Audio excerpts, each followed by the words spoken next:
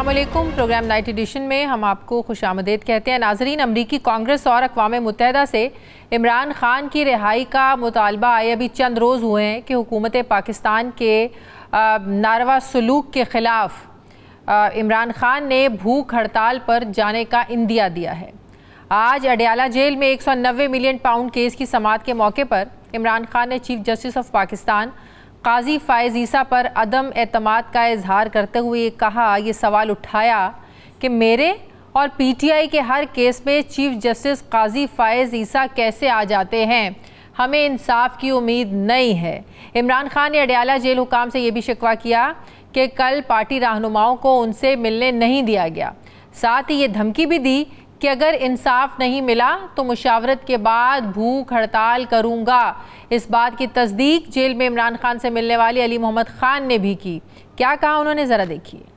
इमरान खान साहब ने आज कहा है कि अगर मेरे साथ जुल्म बंद नहीं होता, उनके साथियों को जिस तरह कल मिलने नहीं दिया, जिस तरह इमरान खान साहब कहते हैं कि अडयाला जेल और उनके केसेस में और उनके मामलात से एस्टैब्लिशमेंट दूर नहीं होती, अगर इमरान खान साहब के मामलात को इंसाफ और कानून के मुताबिक नहीं चलाया जाता, तो इमरान खान साहब ने आज इंदिया दिया है कि वो अपने वकिला और अपने जमात की लीडरशिप के साथ मशवरा करके फिर भूख हड़ताल पे जाएंगे। किस वक्त जाएंगे, कब जाएंगे, वक्त का तयन इमरान खान साहब फिर मशवरा करके करेंगे। और जब इमरान खान साहब, अल्लाह वो वक्त ना लाए, लेकिन अगर वो भूख हड़ताल पे गए तो फिर पूरे पाकिस्तान में भूख हड़ताली कैंप और पुरअमन एहतजाजी मुजाहरे होंगे। अली मोहम्मद खान जेल से इमरान खान का ये पैगाम भी लाए कि पार्टी इख्तलाफात को अवाम में ना लाया जाए। वहीं पॉलिसी बयान भी दिया कि पार्टी छोड़कर जाने वालों की वापसी का हतमी फ़ैसला इमरान खान खुद करेंगे। उधर रऊफ़ हसन साहब कहते हैं कि पार्टी की कोर कमेटी ने फ़ैसला किया है कि छोड़कर जाने वालों की अब कोई जगह नहीं है।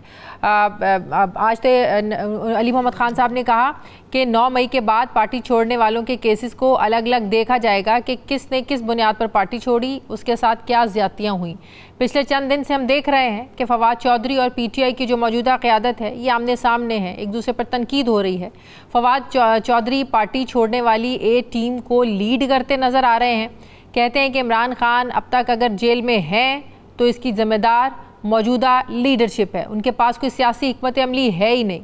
उनका ये मानना है कि अगर यही हाल रहा तो इमरान खान तो मज़ीद 1.5 साल तक बाहर नहीं आ सकते। ज़ाहिर है अगर फवाद चौधरी ख़ुद पर जो उन पर बीती है, वो जो जेल में रहे हैं, जैसे अली जैदी भी हैं, अगर ये लोग इमरान खान को कायल करने में कामयाब हो जाते हैं कि जिस वजह से उन्होंने पार्टी छोड़ी, जैसे कि अली जैदी साहब ने हमारे ही प्रोग्राम में कहा था कि उन्होंने इमरान खान को एतमाद में लेकर पार्टी छोड़ी है, और अगर इमरान खान कायल हो जाते हैं, इमरान खान इनको वापस ले लेते हैं, तो पीटीआई के पुराने खिलाड़ी ज़ाहिर है एक बार फिर से हमें पार्टी की फ्रंट लाइन पर खेलते नज़र आएंगे। मगर पीटीआई की जो मौजूदा क़यादत है वो हरगिज़ ऐसा नहीं चाहती है। वो फवाद चौधरी, इमरान इस्माइल और अली जैदी को बेवफा भगौड़ा लॉन्च किया हुआ कहते हैं। इस पर पीटीआई कोर कमेटी का एलामिया भी आया है कि मुश्किल वक्त में छोड़कर जाने वालों के लिए पार्टी में कोई जगह नहीं है, इन्हें पार्टी पर तबसरे का कोई हक नहीं है। लेकिन अब इमरान खान ने वाज़ेह किया है कि वापसी का हतमी फ़ैसला वो ख़ुद करेंगे। इससे चंद दिन पहले ये ख़बर भी आई कि इमरान खान ने एक 7 रुकनी कमेटी बनाई है जिसे जेल में कैद शाह महमूद कुरैशी लीड करेंगे। ये कमेटी फ़ैसला करेगी कि कौन पार्टी का हिस्सा होगा और कौन नहीं। दूसरी तरफ पार्टी के अंदरूनी इख्तलाफात दूर करने के लिए इमरान खान ने कल दोनों ग्रुप्स को मुलाकात के लिए बुलाया था। दोनों ग्रुपों ने जेल के बाहर कई घंटे वेट किया लेकिन मुलाकात नहीं हुई।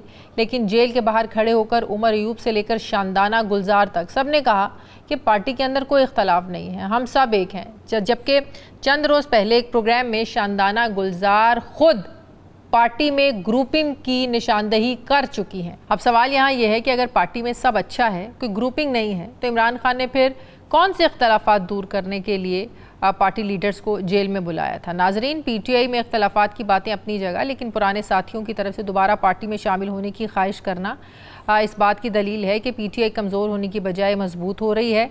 जहां तक ये कहा जा रहा है कि अगर इमरान खान थोड़ी सी लचक भी दिखा दें तो जल्द जेल से वो बाहर आ सकते हैं। अब इमरान खान ने ऑपरेशन अज़्म इस्तेहकाम पर बुलाई जाने वाली हुकूमती ऑल पार्टीज़ कॉन्फ्रेंस में जाने के लिए ग्रीन सिग्नल देकर एक सरप्राइज़ भी दिया है कि पीटीआई मुल्क की खातिर एपीसी में जाएगी और हुकूमत का मौक़िफ़ सुनेगी। सवाल यह है कि क्या ऑपरेशन अज़्म इस्तेहकाम पर होने वाली एपीसी में मुल्क में सियासी इस्तेहकाम के लिए भी राहें खोल सकती है। इसी पर मैं बात करूंगी। मुझे ज्वाइन कर रहे हैं अजहर सिद्दीक साहब, तहरीक इंसाफ के रहनुमा, माहिर कानून। अस्सलाम वालेकुम, बहुत बहुत शुक्रिया अजहर साहब आपका। अजहर साहब, ये फरमाइएगा कि भूख हड़ताल की बात करने की ये नौबत क्यों आई? क्यों इमरान खान साहब ये कह रहे हैं कि वो पार्टी से मुशावरत करके भूख हड़ताल पर जाएंगे? क्या ये समझा जाए कि कानूनी तौर पर जो स्ट्रैटेजीज थी, सियासी तौर पर जो फैसले थे, क्या स्ट्रैटेजी सारी नाकाम हो गई? आप लोगों को उम्मीद नहीं है कि जिस तरीके से फैसले किए जा रहे हैं या जिस स्ट्रैटेजी के लिए इमरान खान के लिए कोशिश की जा रही है कि इमरान खान बाहर आएँ, वो बाहर नहीं आ सकते, इसलिए नौबत आई कि इमरान खान को भूख हड़ताल का कहना पड़ा? देखिए, एक बात तो बड़ी बात है, ये भी एक स्ट्रेटजी का हिस्सा है, यानी ये कोई नई चीज नहीं है। हाँ। मुख्तलिफ स्ट्रेटजी बहुत पहले तय कर ली गई थी, टाइमिंग का फैक्टर रखा गया था। यानी हमारा जो नुक्ता नजर था, आपको पता है, कोर्टों में तो हम बहुत सी जगह जा चुके हैं, कोर्टों से कह के तो मुलाकातों की इजाजत मिली। यानी मुझे खुद 2.5 महीने लगे, जब मैं इंग्लैंड से आया तो 2.5 महीने बाद कोर्ट के ऑर्डर के बाद मेरी मुलाकातें हुई। उसके बाद भी मुलाकातें नहीं हो सकी।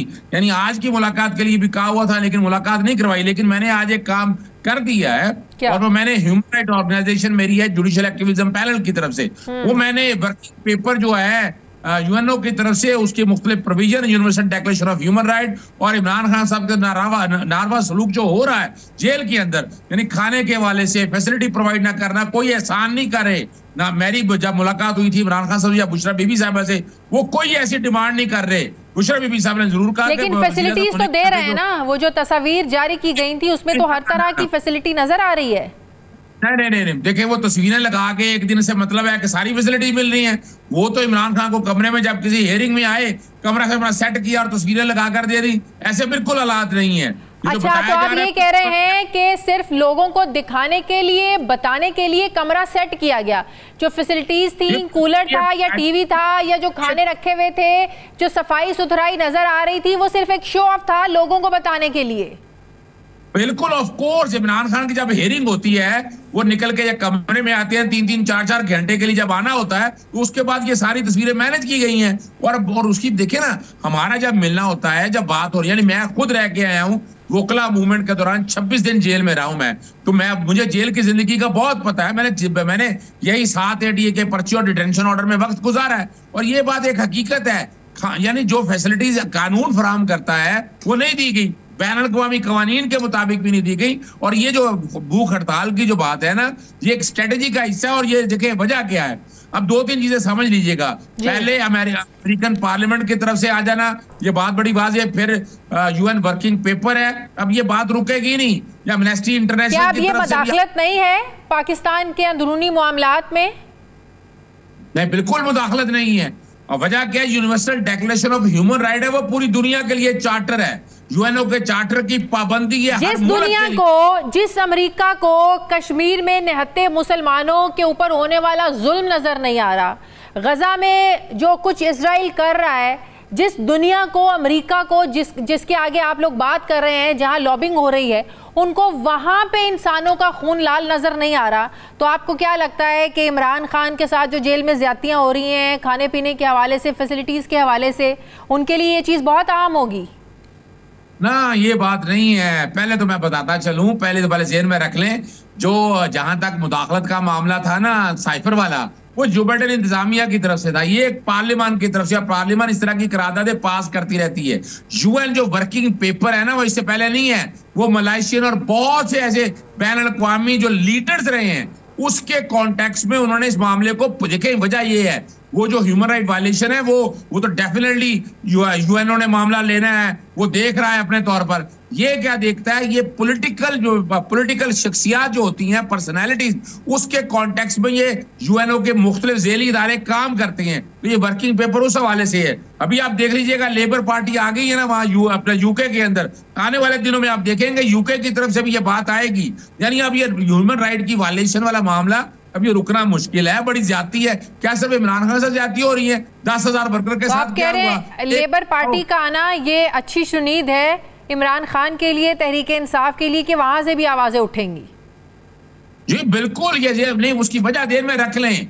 ह्यूमन राइट वायलेशन पे पूरी दुनिया में खामोशी नहीं रखी जा सकती है। मैं खुद तकरीबन यही तो मैं आपसे कह रही हूँ, ह्यूमन राइट्स की वायलेशन कश्मीर में नहीं हो रही या गजा में नहीं हो रही, इनको अमेरिका को इंग्लैंड को वहां पे नजर क्यों नहीं आता?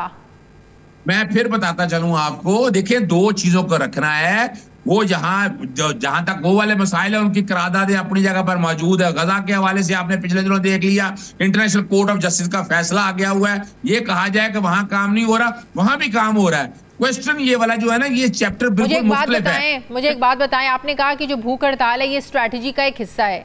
आप लोग इमरान खान की सेहत के हवाले से भी बात करते रहते हैं, अच्छा खाना नहीं दिया जाता, तो भूख हड़ताल पर जाना क्या है कि वाइज डिसीजन होगा उनकी सेहत को देखते हुए?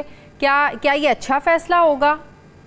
देखिए एक बात याद रखिएगा, हमेशा जब स्ट्रेटजी है, हम लॉयर्स मूवमेंट में रहे, हमने बड़ी दफा भूख हड़ताल की है और हमने बड़ी दफा ये सही है एक्शंस लिए हैं।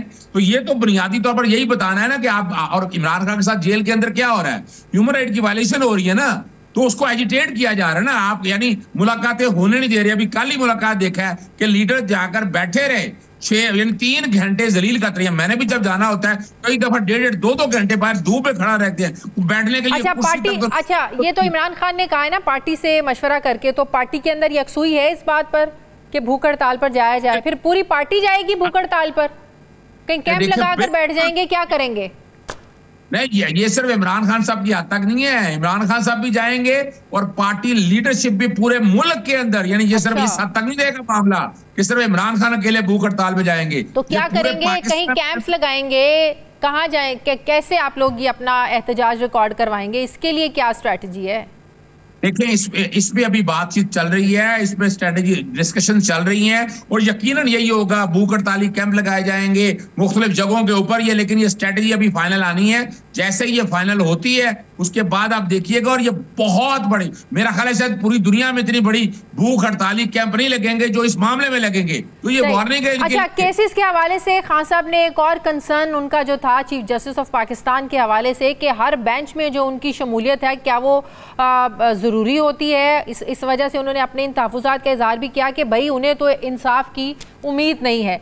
लेकिन दूसरी तरफ हमने कल सलमान अकरम राजा साहब को भी ये कहते हुए सुना कि कोई मसला नहीं है, अगर किसी ने ये बात कर दी है तो अपनी ज़ाती उसमें कैपेसिटी में की होगी। तो इस बात पे भी पार्टी के अंदर कोई हमें वो एक आवाज़ नहीं लग रही है कि काजी फायज़ ईसा साहब जो हैं वो क्यों ज़रूरी हो जाता है कि तहरीक इंसाफ के इमरान खान के जो केसेस हैं हर केस में उनका बैठना। तो इस हवाले से भी कोई एक आवाज़ नहीं है पीटीआई के अंदर। देखिए एक बात तो, जब इमरान खान साहब 5 अगस्त से पहले बाहर थे तो जूम में हमारी मुलाकातें हुआ करती थी, मीटिंग्स हुआ करती थी। पहले दिन से उनका नुक्ता नजर बड़ा क्लियर है जस्टिस काजी फाइसा के वाले, चूंकि वजह क्या कि नून लीग के मरियम ले लें, कोई हर कोई ये कहा करता था कि हमारा जब चीफ जस्टिस आएगा पता नहीं क्या हो जाएगा। वो सारा कुछ हमने देख लिया, हुदैबिया के केसेस में जो एडवांटेजेस हुए सारे हमारे सामने हैं। लेकिन आपको शायद तारीखी तौर पर याद हो, मैं डेट बता देता हूँ, 11 फरवरी 2021 जब 5 member bench justice chief justice Gulzar थे और 4 जजेस और बैठे हुए थे, तो जस्टिस काजी भाई साहब को रोका गया कि वो किसी बेंच पे हिस्सा नहीं होंगे जिसमें इमरान खान के अगेंस्ट हो। हमने देखा आज खुद नोटिस के हवाले से, डेवलपमेंट फंड के हवाले से।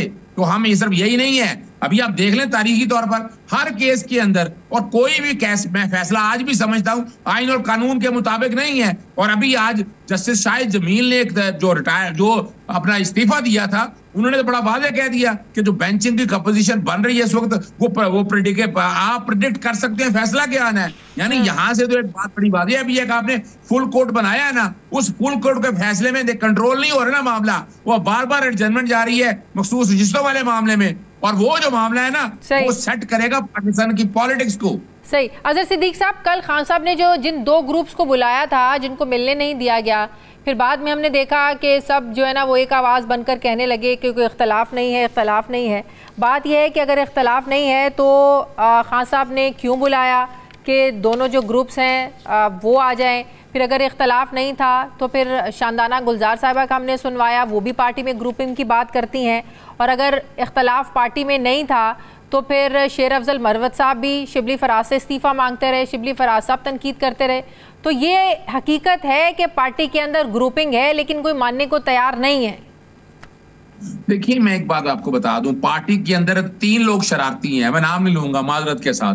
3 लोग ऐसे शरारती हैं जिनकी वजह से ये प्रॉब्लम, कुछ तो बाहर चले गए हैं, कुछ अंदर बैठे हुए हैं, लेकिन ग्रुपिंग वाला मामला कोई नहीं। वो अपनी दुकानदारी चलाना चाहते हैं, चलाते रहे, लेकिन बात यह है कि पार्टी इमरान खान से शुरू होती है और इमरान खान से खत्म होती है। पार्टी के अंदर 3 लोग हैं जो शरारती हैं, आप कह रहे हैं कि 1-2 बाहर भी चले गए हैं। बस ये इशारों के नाम में मैं बात नहीं मैं करना चाहता, लेकिन ध्यान में रख लें बात। शरारती क्या इस वक्त पार्टी के अंदर भी मौजूद है? जो इस वक्त करंट लीडरशिप है उसके अंदर है वो शरारती शख्स? देखिए मैं एक बात बता दूं आपके सामने, कुछ चीजें समझना बड़ा जरूरी है। अगर इख्तिलाफात की बात करते हैं या समझते हैं कोई डिफरेंस ऑफ ओपिनियन है, वो आपने देख लिया शाहिद खाकान अब्बासी का, मिफ्ता इस्माइल का, ये सारी देखिए जमहूरियत का हुस्न है। लेकिन जो बीच में बैठ कर कुछ शरारत करना चाहता है, तो कह रही हूं, वो उनका अंजाम हमने देखा ना, पार्टी छोड़ी है, वो नई पार्टी की तरफ जो है ना वो रवा दवा है, उनका जो प्लान है। तो इसका मतलब यहाँ पे भी ऐसे होएगा फिर?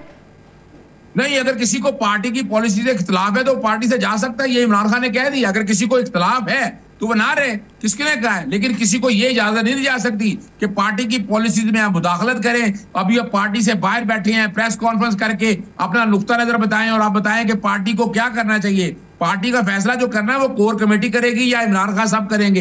बाकी बाहर बैठे या अंदर बैठे किसी इनफरादी फर्ज का तो बाहर बैठे जो लोग प्रेस कॉन्फ्रेंसेस कर रहे हैं, जो रोजाना की बुनियाद पर हम देख रहे हैं, मैसेजेस भी जाहिर है वो सोशल मीडिया के थ्रू दे रहे हैं। अब फवाद चौधरी साहब देख लें, वो तो प्रोग्राम्स में भी आकर कह रहे हैं कि ये जो आज क्राइसिस हैं पार्टी में इमरान खान साहब को, ये मौजूदा लीडरशिप की वजह से, क्योंकि ये हालात इनको सूट करते हैं। ये जो ओहदे मिले हुए हैं, ये इमरान खान बाहर आए, इनके पास तो एक ओहदा नहीं रहेगा, तो ये हालात सूट करते हैं।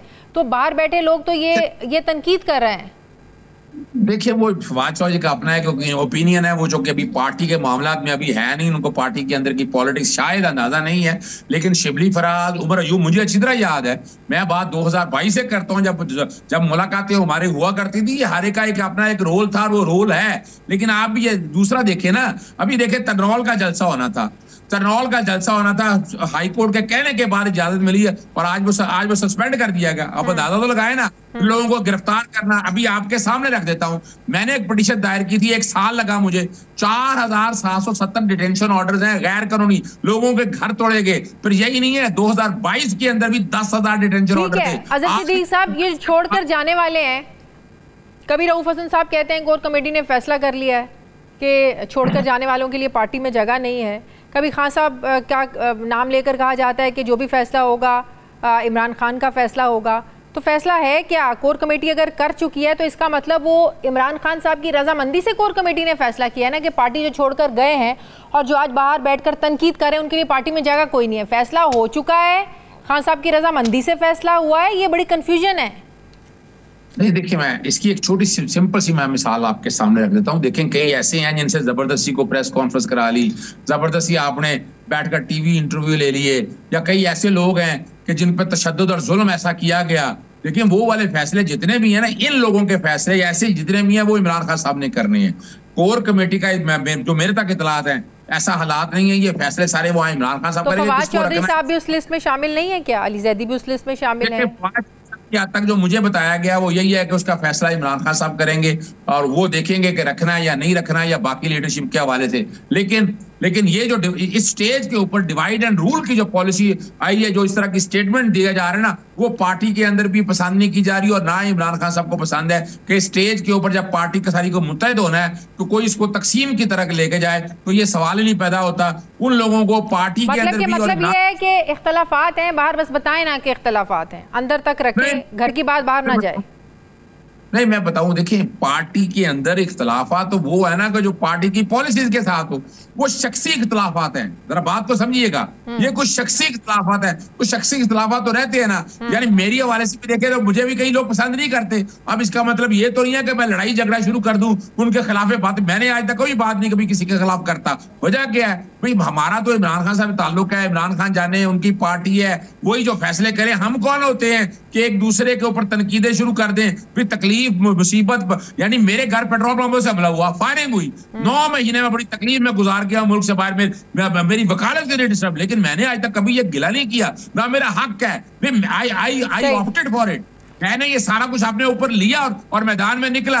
मगर ये नहीं है कि मैं कहूँ कि मैंने कोई एहसान किया, कोई एहसान नहीं किया। जिसे ये कुछ सोचे या कि मैं जेल में रहा हूँ या जेल से बाहर हूँ, वक्त कम है, ऑपरेशन अज़्म इस्तेहकाम की पहले आप लोगों ने इसकी मुखालिफत भी की, अब APC में जाने का आप लोगों ने ऐलान किया है, जिसको बड़ा अप्रिशिएट भी किया जा रहा है। लेकिन ख्वाजा आसिफ साहब कह रहे हैं कि हमदर्दियाँ खान साहब के दिल में पैदा होना शुरू हो गई हैं, क्योंकि आप लोग हमेशा से PTI की ख्वाहिश रही है कि वो मिलिट्री इस्टेब्लिशमेंट के करीब रहे, उनसे मुज़ाकरात करे। तो जो हुकूमत है उसको इस तनाजुर में देख रही है कि शायद आप लोग अपनी ज़रूरत के लिए, क्योंकि आप चाहते हैं कि इस्टेब्लिशमेंट के साथ आप लोगों की बातचीत हो, डायलॉग्स हो, खान साहब बाहर आएँ, तो इसलिए आप लोग अपनी ज़रूरत के तहत जो है ना वो APC में शिरकत कर रहे हैं ताकि इस्टेब्लिशमेंट को राज़ी रखें आप। अच्छा, मैं पहले तो मैं आप ज़हन में रख लीजिएगा, एस्टेब्लिशमेंट को अगर राजी हो रहा तो ये इस हद तक हालात तकलीफें बर्दाश्त करनी थी। ये कौन सी मुश्किल काम थी, ये कौन सी देर की बात थी? अगर एस्टेब्लिशमेंट के साथ ही मिलकर ये सारा करना होता, इमरान खान साहब कब के बाहर चले गए होते, इतनी तकलीफें ना बर्दाश्त कर रहे होते, बुशरा बीबी ना बर्दाश्त कर रही होती, पार्टी के रहनुमा ना बर्दाश्त कर रहे होते। एस्टेब्लिशमेंट की हद तक क्या है? एस्टेब्लिशमेंट है कि अपनी बाउंड्रीज में रहे, जो आइन और कानून ने कहा उसके मुताबिक रहे। जहां तक है APC में शिरकत करना, ये कौम की खातिर फैसला किया है। हम इनकी तरह नहीं है कि बैठकर अपनी चीजों को सेटल करने के लिए पॉइंट स्कोरिंग करते रहे। हमने इस मुल्क के लिए जिन्होंने वोट दिया है, मुल्क में जो एक पॉलिटिकल इंस्टेबिलिटी है, तो फिर इसके लिए भी APC बुलाई जानी चाहिए, इसका भी मुतालबा आप लोगों को करना चाहिए। लेकिन उन लोगों के साथ फिर सियासी कुव्वतों के साथ तो बैठने के लिए आप लोग तैयार नहीं हैं। नहीं, उसकी वजह समझ रहे हैं। ये सियासी जमाती है ना, जो वोट को इज्जत दो का नारा के लगाती थी, जो कहती थी कि हमने एस्टेब्लिशमेंट के बी टीम नहीं बनना, हमने जनरल बाजवा के बारे में, जनरल फैज में। आज क्या हो रहा है? आज जरा समझे बात को ना, कि आपने उनके पाँव में पाँव रखकर वही सारा कुछ कर रहे हैं। यही तो हमारा रोन है कि नहीं, आप छोड़ दें इस बात को। और मैं एक बात बताऊं आपको, और कि मैंने, लेकिन बात भी आप लोग उन्हीं से करना चाहते हैं। नहीं, देखिए, मैं फिर बता रहा चलूं, बात क्या अगर होनी है, जो इमरान खान साहब का जो माइंड मैं समझ सका हूं, वो ये है कि अपनी बाउंड्रीज में रहें। आप बाउंड्रीज में रहें, आप बैठकर ये काम, इस पे तमाम सियासी जमातें कहने के लिए आपने उनसे डायलॉग करने हैं, क्या बात कर रहे हैं अजहर साहब आप? नहीं, सुनिएगा, 5 जून 2023 को मैंने लंदन में एक प्रेस कॉन्फ्रेंस में कहा था कि पाकिस्तान को मिसाके पाकिस्तान की जरूरत है। आज भी एक मैं और आपके सामने वार्निंग दे रहा हूं। चले, आपने बात छेड़ ही ली है। देखिए अब क्या हो रहा है, अदालतें मैनेज नहीं हो पा रही, अपना जो आवाम है मैनेज नहीं हो पा रही, इकोनॉमी आपकी कंट्रोल नहीं हो रही, कि किसी तरह से जो बखसूस जिस्मों वाला केस है ना, वो खारिज ना हो जाए। इलेक्शन कमीशन का फैसला, वो जो कि एजेंडा है आगे, कि उन्होंने आगे जाकर बैठकर इलेक्शन तरामीम करनी है, जजेस की उम्रें बढ़ानी है, अपना एक हाई कोर्ट से दूसरे हाई कोर्ट में जजेस को लेके जाना है। तो ये ज़हन में रखें, सारी बातें चल रही हैं। और मैं बता रहा हूं आपको, अभी भी तमाम सियासी जमातों ने जो हुकूमत में है, अगर होश के नाखून ना लिए तो बड़े मसाइल पैदा हो सकते हैं। आगे बढ़े, अगर कहें कि नहीं, कि जिनका जो दायरा इख्तियार है वही तो ख्वाजा आसिफ साहब ने कहा है कि आए आप हमसे मिलकर बात करें, वो तो आज भी अपने दरवाजे मुज़ाकरात के लिए उन्होंने खुले रखे हुए हैं। लेकिन आप लोग चले, मैं आपसे पूछता हूँ, क्या मुज़ाकरात करेंगे जो आपने एस्टेब्लिशमेंट से करने हैं? नहीं, मेरा एक सवाल है कि वो क्या दे सकते हैं, उनके पास है क्या? वो तो बी टीम के तौर पर किरदार कर रहे हैं। उन्हें चाहिए कि सारे केसेस खत्म करें, ये जाली केस, झूठे केस है। तब समझ में आती है कि वो मुज़ाकरात के लिए वो तैयार हैं। लेकिन आप इमरान खान के लिए तंग करने, मुलाकात ना करें, जाली पर्चे करते हैं, जलसे जुलूस रोने दें, ये कोई मुज़ाकरात की बात है? ठीक है, बहुत शुक्रिया तहरीक इंसाफ के रहनुमा माहिर कानून अजहर सिद्दीक साहब मेरे साथ थे। शुक्रिया आपका। मुझे ब्रेक लेनी है, नाज़रीन वापस आते हैं एक वक्फे के बाद।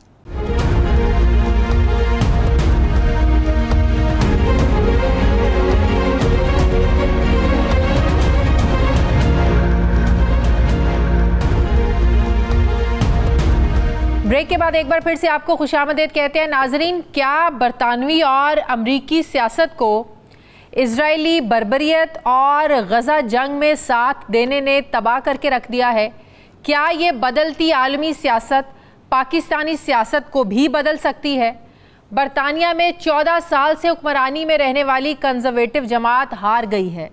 तज्जियाकार इसे कह रहे हैं कि लेबर पार्टी जीती नहीं बल्कि कंजर्वेटिव पार्टी हारी है, यानी इनकी पॉलिसीज ऐसी रही हैं जिनसे बरतानवी शहरी बाकायदा नाराज थे। इन पॉलिसीज में महंगाई, ब्रेग्जिट, यूक्रेन जंग और खुसूसन गज़ा जंग में इजरायली सपोर्ट को सियासी तौर पर टारगेट किया गया था।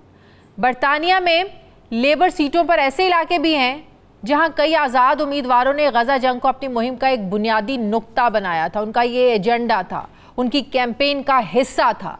यही नहीं, लेबर पार्टी या कंजर्वेटिव पार्टी के मंशूरों में मुख्तलिफ अल्फाजों में इजराइल और गज़ा का जिक्र था, लेबर पार्टी का मंशूर एक फौरी जंगबंदी, इमदाद और इजराइल के साथ साथ एक फ़लस्तीनी रियासत और इजराइल की हिफाजत की बात करता है, जबकि कंजर्वेटिव का मंशूर इजराइल के सेल्फ डिफेंस के हक में रहा, जिसका खमियाजा उन्हें भुगतना पड़ा। बरतानवी शहरी तो दोनों पार्टियों की तरफ से गज़ा पर इजरायली हमलों के बाद सामने आने वाला इब्तदाई रद्द-ए-अमल इसको नाकाफ़ी करार देते हैं। यहाँ सवाल ये पैदा होता है कि क्या अब गज़ा में इजराइल को बरतानवी सपोर्ट मिलना ख़त्म हो जाएगी? गज़ा जंग सिर्फ बरतानिया में ही नहीं बल्कि अमरीकी सदारती इलेक्शन में भी ख़ासा असर डाल रही है। जैसे चंद दिन पहले ग्रेट डिबेट में सदर जो बाइडन इजराइल को असलहा देने और फौजी सपोर्ट देने पर अमरीकियों को मुतमईन नहीं कर पाए थे। इसके अलावा अमरीका के साबिक अफसरान का एक ग्रुप जो बाइडन इंतज़ामिया को फ़लस्तीन में होने वाली खूनरेज़ी पर अमरीकी और आलमी कवानीन की खिलाफ वर्जी का जिम्मेदार भी बना रहा है। इन साबिक अफसरान ने अपने मुश्तरका बयान में ये मुतालबा किया कि अमरीका को अपने सिफारती और सियासी असर रसूख को इस्तेमाल करते हुए गज़ा में जारी जंग को ख़त्म करवाना चाहिए और फ़लस्तीनी इलाके में इमदादी सामान की तरसील में तोसी करवाना चाहिए। इनसे पहले कई यूरोपीय ममालिक भी गज़ा जंग में इजराइल की बर्बरियत देखते हुए फ़लस्तीन की रियासत को कबूल कर लिया था। इन ममालिक में नॉर्वे, आयरलैंड और स्पेन शामिल थे। तो क्या मसला फ़लस्तीन अब अक़वाम आलम के लिए अहम होने जा रहा है? दूसरी तरफ सवाल ये भी उठ रहे हैं कि बदलते आलमी मंजर का पाकिस्तानी सियासत पर क्या असर होगा? अमरीकी कांग्रेस हो या अक़वाम मुत्तहिदा, इमरान खान के हक़ में आवाज़ें उठ रही हैं। यहाँ तक ये कहा जा रहा है कि जो बाइडन सदारती दौड़ में साबिक सदर डोनाल्ड ट्रंप से पीछे हैं। सवाल यह है कि अगर इलेक्शन के बाद अमेरिका में इंतज़ामिया बदलती है तो पाकिस्तान का सियासी मंजरनामा भी बदलेगा, क्योंकि बाइडन इंतज़ामिया पर आज भी इमरान रजीम गिराने का इल्ज़ाम है। सवाल यह है कि क्या वाकई इमरान खान की राय के लिए इंटरनेशनल दबाव पर पाकिस्तान जो है वो इस पर दबाव बढ़ सकता है? मैं बात करूंगी, मुझे ज्वाइन कर रहे हैं सीनियर सहाफ़ी तज्ज़ियाकार पीजे मीर साहब। अस्सलाम वालेकुम, बहुत बहुत शुक्रिया मीर साहब आपका। मीर साहब, लगता है कि जिस तरह 8 फरवरी 2024 के इंतखाबात में पाकिस्तान में भी एक बयानिया जीता कि कैदी नंबर 804 के साथ जिस तरह ज़्यादती हो रही है, जिस तरह पार्टी को क्रश किया गया या इंतखाबात से दूर रखा गया, ये बयानिया जीत गया। जुल्म की आवाज़ को बंद करने की जो आवाज़ थी वो जीत गई।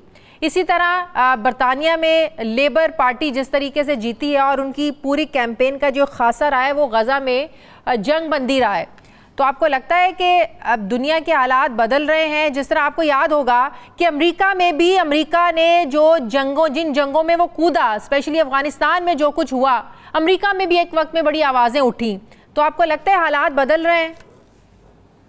शाजिया, देखें, एक गोली चली थी, असैसिनेशन हुई थी, वर्ल्ड वॉर 1 उस पर शुरू हुई थी, आर्चड्यूक फर्डिनेंड ऑफ ऑस्ट्रिया, और एक ही आदमी असैसिनेट हुआ और वर्ल्ड वॉर 1 शुरू हो गई। आज जो हम बात करते हैं ये वही चीज़ है जब आपने 804 की बात करते हैं, जो मर्जी अमेरिका के अंदर आ जाए हमने उसके गुलाम रहना है। ये अलग बात है। अगर आपको याद हो, ओबामा आया तो सिर्फ उसका रंग दूसरा था, नहीं जी अब तो पाकिस्तान की फेवर करेगा। ये उनकी कंटिन्यूटी पॉलिसी होती है और उस पॉलिसी पे ये लोग चलते हैं। आपने बरतानिया का जिक्र किया, वेदर लेबर हो, कंजर्वेटिव हो, ये फॉरेन मिनिस्टर है यूनाइटेड स्टेट्स ऑफ अमेरिका के। आपने इराक वॉर के अंदर इनका रोल देख लिया, हालांकि बड़ा शोर हुआ था, वेपन्स ऑफ मैस डिस्ट्रक्शन, कुछ भी नहीं निकला, बट दे स्टिल फेवर्ड।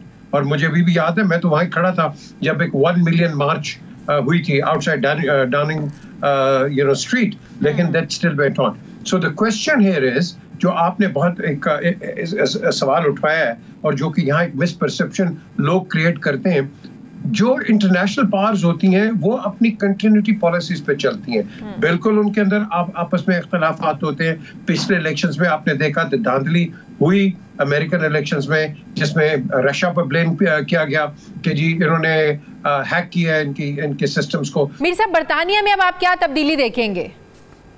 हाँ, ये देखें ना, ये अब मेन सवाल है, क्योंकि जैसे मैंने पहले कहा कि बरतानिया जो है ये यूनाइटेड स्टेट्स का फॉरेन मिनिस्टर है और ये वही करेगा, जो मर्जी हो, लेबर हो, कंजर्वेटिव हो, ये वही पॉलिसीज अख्तियार करेगा जो कि आप देखेंगे कि अमेरिका इनको बताएगा। बाइडन हो या ट्रंप हो या कोई और हो, बात वही आनी है। अब हालांकि बाइडेन को कहा जा रहा है कि भाई अब आप इलेक्शंस पे ना जाएं, आप अपने आप को विड्रॉ कर लें बिकॉज आपकी एज ऐसी है। और फिर वो जो डिबैकल हुआ है इनकी डिबेट के अंदर, आपको पता ही है कि उसके अंदर वो कन्विंस नहीं कर सके। सो इस वक्त जो आप कह लो कि स्पार्किंग पॉइंट है दुनिया के अंदर, पहले बड़े स्पार्किंग पॉइंट्स हुए हैं, इवन कश्मीर भी आ गया because 2 nuclear powers at loggerheads हो गई थी। ये जो स्पार्किंग पॉइंट है, इजराइल एक न्यूक्लियर पावर है, but at the end of the day जो जेनोसाइड इन्होंने कमिट किया है और इनको जो सपोर्ट मिली है पर्टिकुलरली जर्मनी के साथ, ये बड़ी अफसोसनाक है। फिर इनको अमेरिका से है, ये अमेरिका के अंदर रन कौन कर रहा है अमेरिका को? सिर्फ यहूदी रन कर रहे हैं, जूस रन कर रहे हैं, और जूस वो हैं जो ज़ायनिस्ट है, ये आम जूस नहीं है। आम जू जो है आप देखोगे कि वो तो इनके खिलाफ है कि ये जो इजराइल के अंदर हो रहा है। आम जू इज नॉट कंसर्न्ड कि what the Zionists are doing. So basically वहां भी एक आप कह लो कि एक बाइफिकेशन है between the people of Israel. लेकिन इस वक्त जो हम देख रहे हैं कि ये जो जेनोसाइड है, क्या ये रोका जाएगा? क्या इसको कंटिन्यू किया जाएगा? क्या इसके अंदर आप देखें कि ऑस्ट्रेलिया या नॉर्वे या बाकी जो ममालिक हैं, इनका क्या एक रोल? सही। अच्छा, इंग्लैंड से ज्यादा, बरतानिया से ज्यादा अमेरिका में जब एडमिनिस्ट्रेशन इंतजामिया बदलती है, ट्रम्प के होते हुए पाकिस्तान के लिए और पॉलिसीज थी, जो बाइडेन की होते हुए और पॉलिसीज थी। अब जैसे तहरीक इंसाफ एक इल्ज़ाम लगाती है कि हमारी हुकूमत गिराने में जो बाइडेन इंतज़ामिया का किरदार था, और अब यहाँ से आवाज़ें उठ रही हैं कि जब अगर डोनाल्ड ट्रंप आ गया नवंबर के इलेक्शन में तो इमरान खान की जो रिहाई है वो बड़ी आसान हो जाएगी। और इमरान, तो क्या यही वजह है कि पीटीआई का कॉन्फिडेंस लेवल बढ़ रहा है और वहाँ जो इनकी एक लॉबिंग है वो भी हम स्ट्रांग देख रहे हैं? अब आप देखिए अक़वाम मुत्तहिदा के वर्किंग ग्रुप, उन्होंने भी आवाज़ उठा दी है, वो भी कह रहे हैं इमरान खान की रिहाई की बात हो रही है। तो आपको लग रहा है ये पीटीआई की स्ट्रांग लॉबिंग का नतीजा है? ये इस्लामिक रिपब्लिक ऑफ पाकिस्तान है, ये कोई बनाना रिपब्लिक नहीं है कि अगर कोई बाहर से उठ के कहे। अगलों ने बड़ों ने शोर किया था, मुझे याद है कि भुट्टो साहब के लिए कि उनको फांसी ना दें, उनको ये ना करे, हमने दे दी फांसी, खत्म होगी बात। हालांकि गलत था, ये जो स्प्लिट डिसीजन था गलत था। आज भी वही चीज है, मैं बिल्कुल इत्तेफाक करता हूँ पीटीआई के साथ, बिल्कुल ये गवर्नमेंट लॉन्च करते हैं और डिसलॉन्च करते हैं। आप देख लो, सीरिया को देख लो, लिबिया को देख लो, उसके बाद आप इराक को देख लो, ईरान को देख लो, साउथ अमेरिकन कंट्रीज को देख लो। नोरिएगा इनका इतना बड़ा बच्चा था, उसके साथ उन्होंने क्या किया? ये करते हैं, इनके कवर्ट ऑपरेशंस होते हैं। लेकिन eight the end of the day आज जो ह्यूमन राइट्स के बड़े चैंपियन बन रहे हैं, और भाई तुम अपने अंदर भी तो देखो ना, तुम ब्लैक्स के साथ क्या कर रहे हो? क्या तुमने देखा है कि तुमने 1777 से पहले जो रेड इंडियन का हाल किया है, जेनोसाइड वहां भी तुमने कमिट की हुई है। तुमने ऑस्ट्रेलिया की तरफ देख लो, एबोरिजिनीज के साथ आपने क्या किया हुआ है। So let's not talk about morality हम सबको पता है। हमने यहाँ देखना है एक fair and free and honest एक सिचुएशन क्रिएट की जाए। अब वो आप ये खुद नहीं करवाते और फिर बाद में हमारी गवर्नमेंट्स को ये तनकीद करते, नहीं जी हमें तो इंसाफ चाहिए, और करांदे तुसी आप हो तो बाद में अपनी गवर्नमेंट्स को हमें आप ब्लेम करते हो तुम। तो eight the end of the day ये वो कहते हैं ना, गुड कॉप बैड कॉप खुद ही खेलते हैं। बहुत शुक्रिया। जी बात कंप्लीट कर। कोई भी गवर्नमेंट होगी, ये जो इमरान का केस है ये हमारे कोर्ट ऑफ लॉ डिसाइड करेंगे and it will go by the book, simple as that. ठीक है, बहुत शुक्रिया। सीनियर सहाफ़ी तज्ज़ियाकार पीजे मीर साहब मेरे साथ थे। मुझे ब्रेक लेने, नाज़रीन वापस आते हैं एक वक्फे के बाद।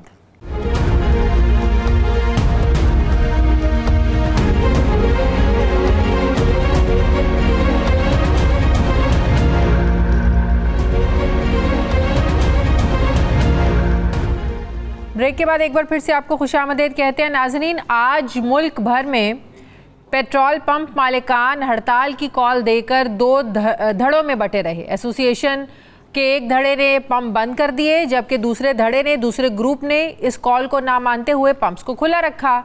जबकि शाम को एक हंगामी मीटिंग की गई और उसके बाद हड़ताल को ख़त्म कर दिया गया।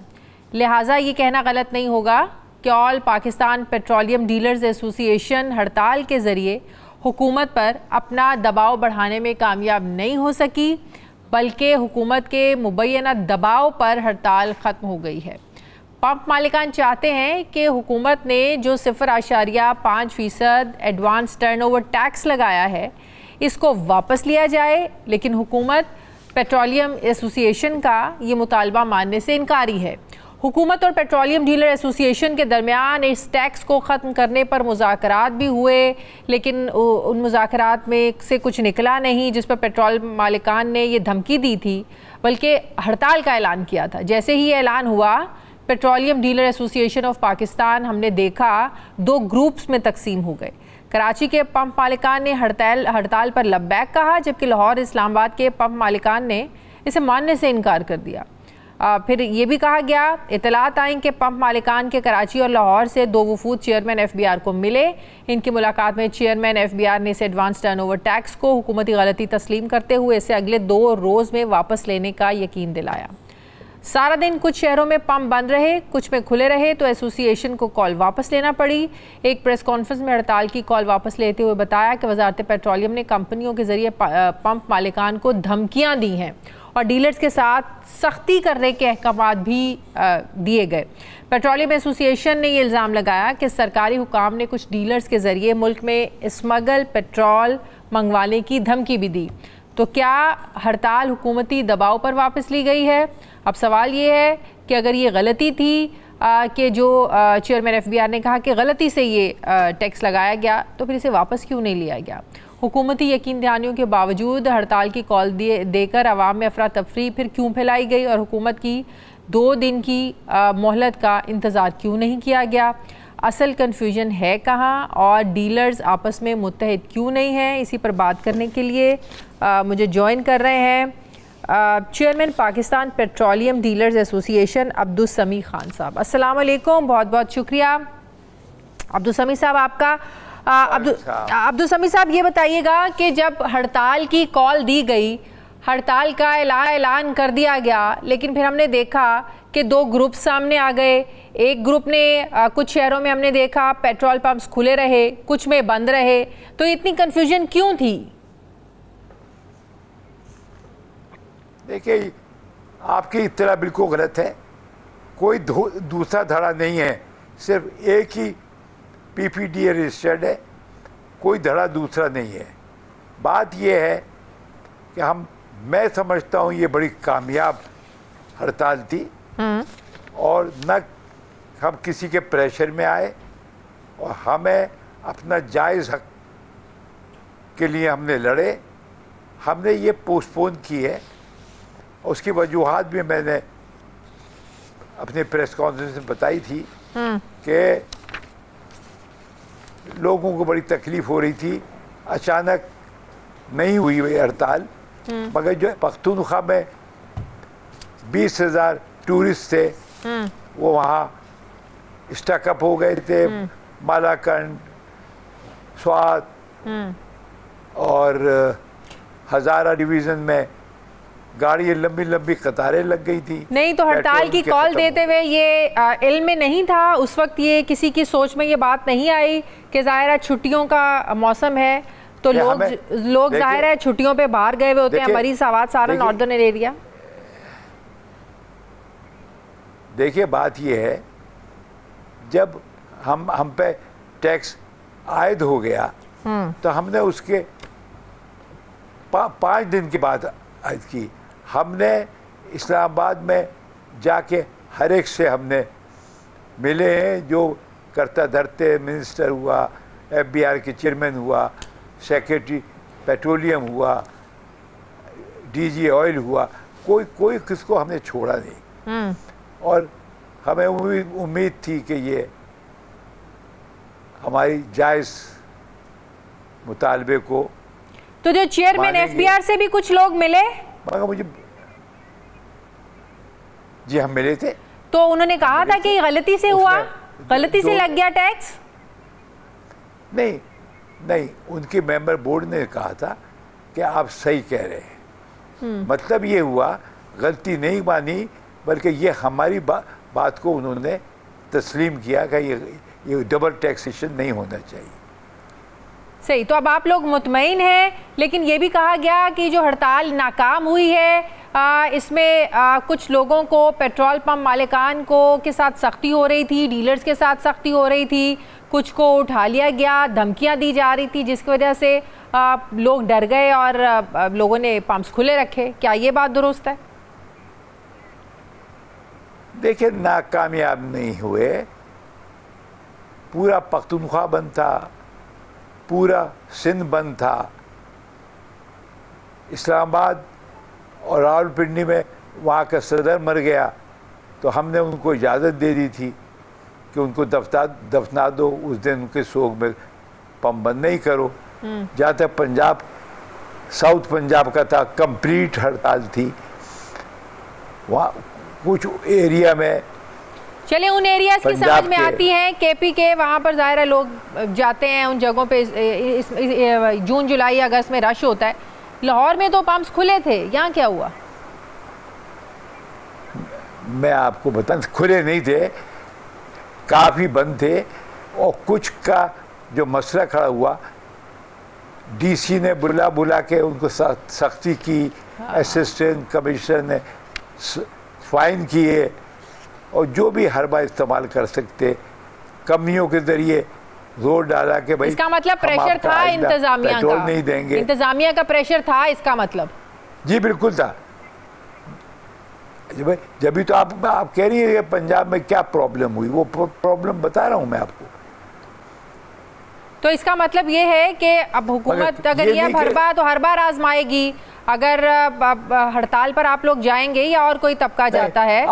जी नहीं, अब हमें तरीका मालूम हो गया है, हम इसका तदारुक करेंगे और धरना भी देंगे और तरीके भी इख्तियार करेंगे।